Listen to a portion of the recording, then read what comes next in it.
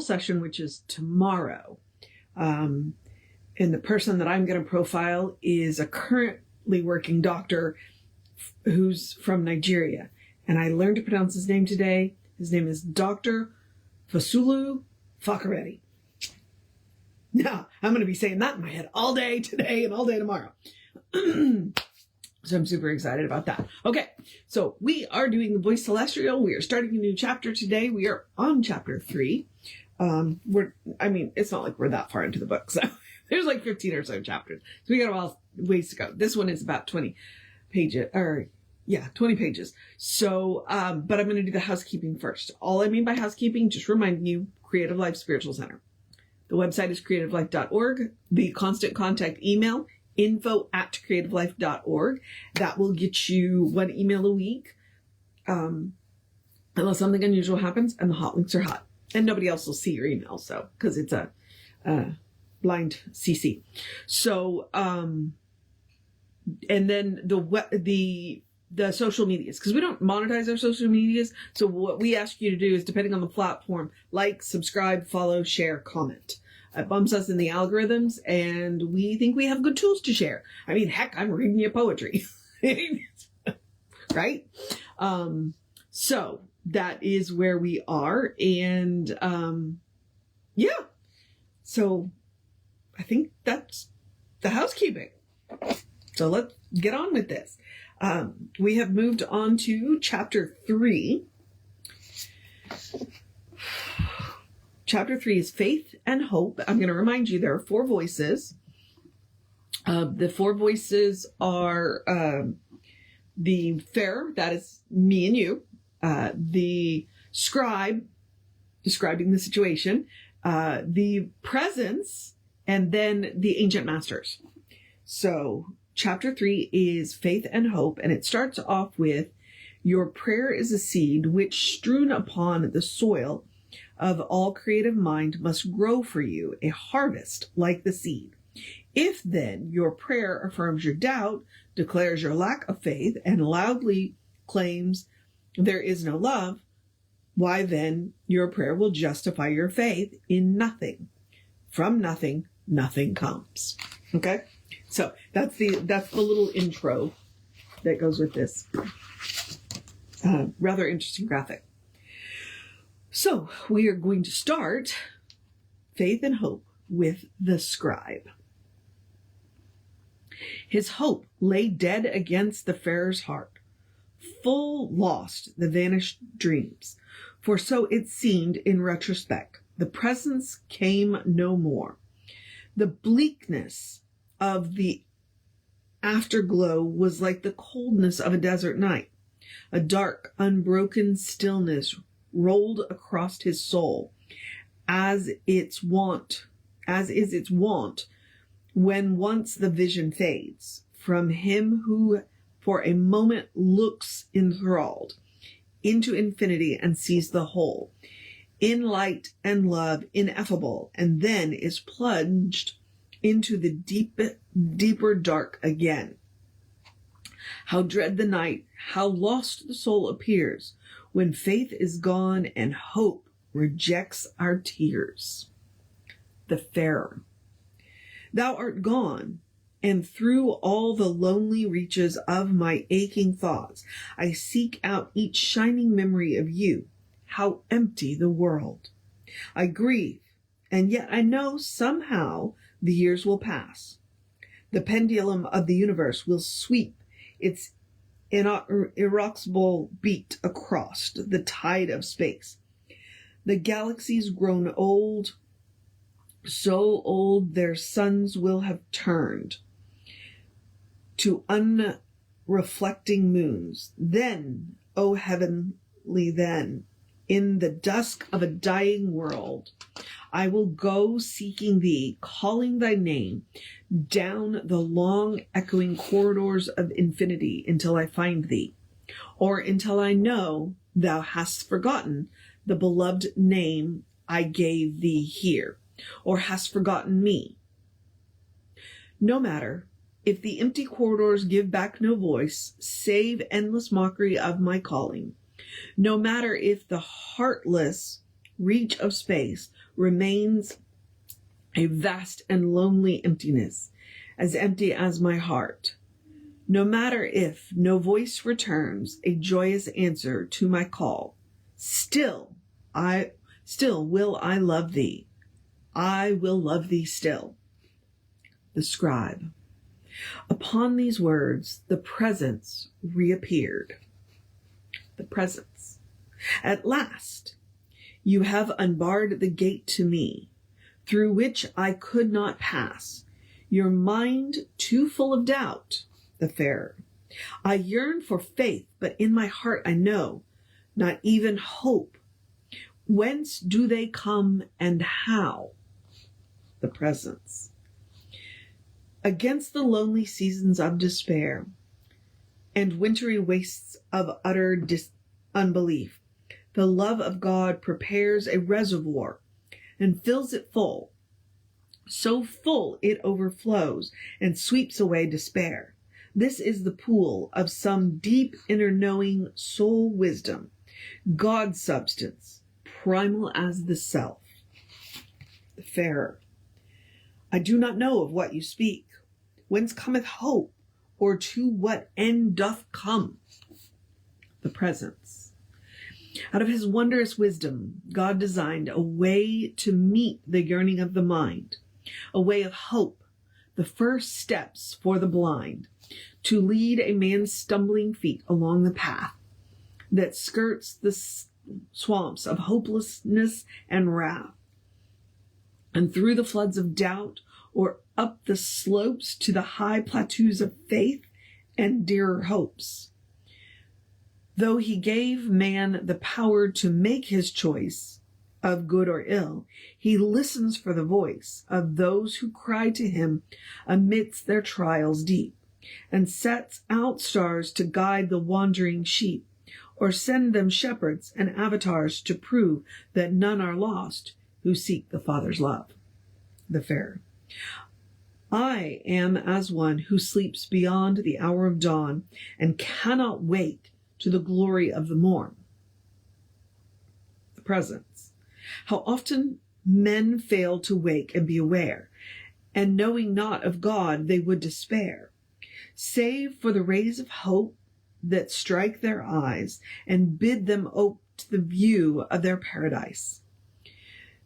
The night of darkness, darkest doubt and fear shall pass, and you shall wake when the shadows on the grass are but reminders that the night is done, with golden glory streaming from the sun. The farer. Indeed, O presence, what thou hast seen from higher view, I have at times found true upon the lower sphere. For there were moments of my very own when hope newborn did lift me from the depths of doubt and give me wings to soar and soar.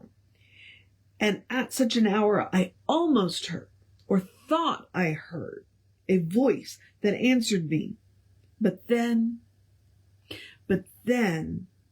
I fell down to the depths again, and no response was made to my despairing cry. Oh me, I heard alone the echo of my cry. I asked for forgiveness for my grief, and yet, alas, I cannot weep. I have no tears. The hidden stream of life again is dry, like desert wastes, so lone and bleak and bare. Make plain to me, O blessed one from heaven, can this be true?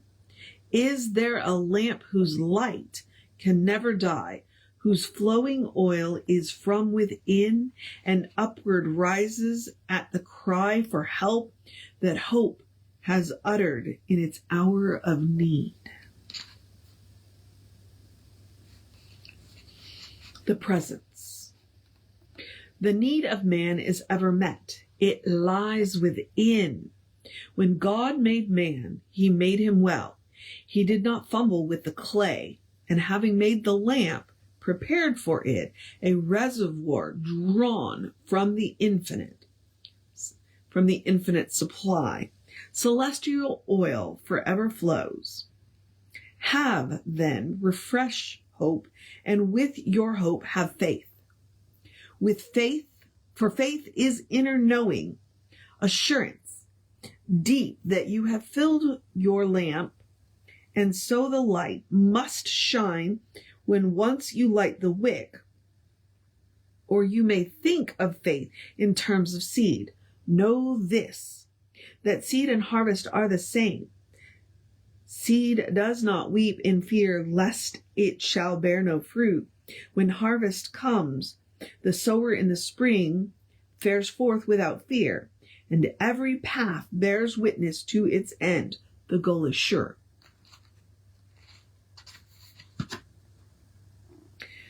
The farer. But still there is no sun. I walk in fear beneath a cloud of sand while darkness falls. My burnished hope is vanquished by my doubt and casts no glow reflected from above, while peace and joy lay prostrate, even dead. The presence. Yet in your mind have you no doubt of doubt? Have you no hope in hope, or even faith? In faith, as though your groping hand might grasp another hand. All is not dark. Look up. The farer. Thou hast a strange, uncanny sight, and thou dost give me words to say that I myself would not have skill to say. For even when my grief is deep, and I am wrapped in robes of darkest hue, I sometimes feel that just behind the cloud of my unknowing, still a clearer vision might discern a star of hope and follow through the dark. At such an hour, the eastern sky shows dawn, and our beloved, and out beyond the shores of time, I see, or seem to see, eternal light. For that for a moment shows to me the path across the dark abyss. The presence. These fleeting moments have been given as beams of light from earth to heaven. Just as one ray the sun reveals, one flash of vision oft unseals the tight closed door that stands between two worlds, one seen and one unseen, and men for just one moment see how time can pierce eternity and can from heaven filch the fire that satisfies the soul's desire. The farer. Oh, that I might but have the vision given to see through nature into heaven, and stand assured, if so it be, if I see God, that he sees me. If it be true that I have wrought through faith a view of him I sought, does he know me or know me not?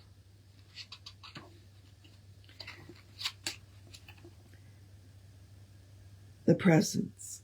The soul of all does in himself know all. There is one power, and he forever stands, and like a mighty ocean holds, within the changeless, self-existent sea, all living things, all substance, and all form. And human life, like mist, comes forth, takes shape, and for a time appears to live apart. And so, in ignorance, rejects the source from which it came. But all the time, like you, the stream of life is yearning for the cosmic sea, all unaware, save a flash of faith that even now it hastens to that sea. And that's it. We're going to stop there. We're going to stop there. We're going to pick up with the farer tomorrow. Whew. I'm starting to see the flashes of where, I don't know, the flashes.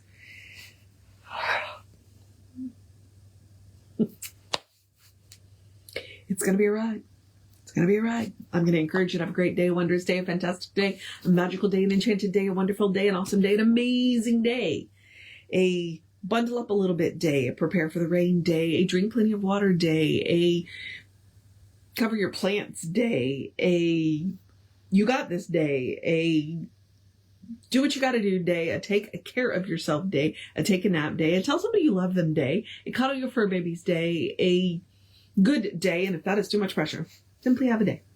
You are enough, just as you are. You are a beloved expression of the divine, which is what that poem is talking about. You are a beloved expression of the divine. You are a brilliant light, a divine spark, spirit in motion, God in action, a beautiful masterpiece, and work in progress at the same time, at your own pace. And as Reverend Jesse likes to call us, you are a godling. All right, beloveds, explore the truth of your being. Get to know who the divine knows you to be, because the divine knows you to be good. And from there, anything is possible. Anything at all is possible. All right, beloveds. Reverend David should be on around 5 p.m. with you. I'll be back with you around 9:15 tomorrow. Take care of yourself. Know that you are loved. And I will see you next time.